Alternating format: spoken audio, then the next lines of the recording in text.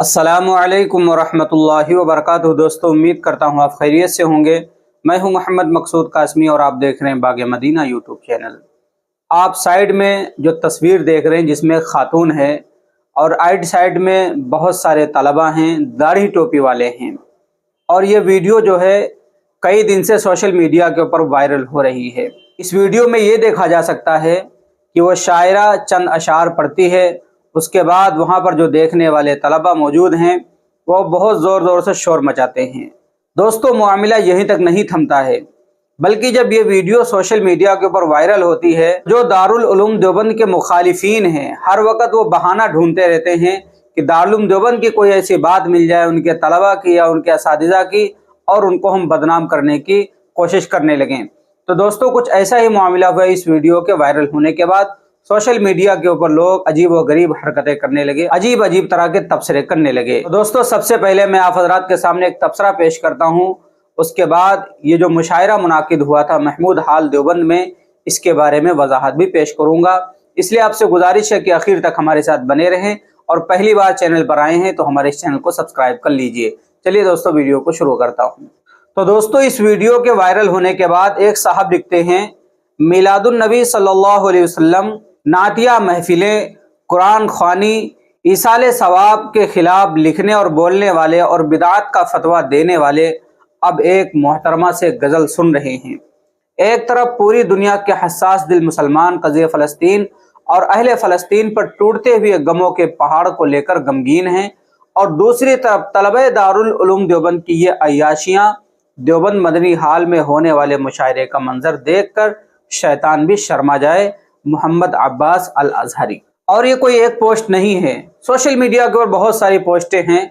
उनको दारुल देवबंद, दारुल के असातिज़ा, इसी तरीके से दारुल देवबंद के फतावा की तरफ, दारुल के जो तलबा हैं उनकी तरफ मंसूब किया जा रहा है, उनको बदनाम करने की कोशिश की जा रही है। अब क्या है हकीकत इस मुशायरे की और क्या बातें हैं, वो वजाहत मैं आपके सामने पेश करता हूँ। देवबंद के महमूद हाल में मुनाकिद मुशायरे के मुतालिक 3 बातों का वाज़ेह होना बहुत ज़रूरी है। नंबर 1, महमूद हाल का दारुल उलूम देवबंद से कोई ताल्लुक नहीं, बल्कि वो एक आज़ाद ट्रस्ट के ज़रिए एहतमाम चलाया जाता है। नंबर 2, इस मुशायरे का उलमा या मदारिस से कोई ताल्लुक नहीं, बल्कि इसके मुंतज़मीन देवबंद के मकामी मुतशायरीन हैं, जो अपने वजूद का एहसास दिलाने के लिए वक्तन फ़ौक्तन इस तरह की ज़हनी अय्याशियों का सामान दारुल उलूम के आसपास फराहम करते रहते हैं, ताकि तलबा नुमा नौजवानों की भीड़ मुफ्त में मिल सके।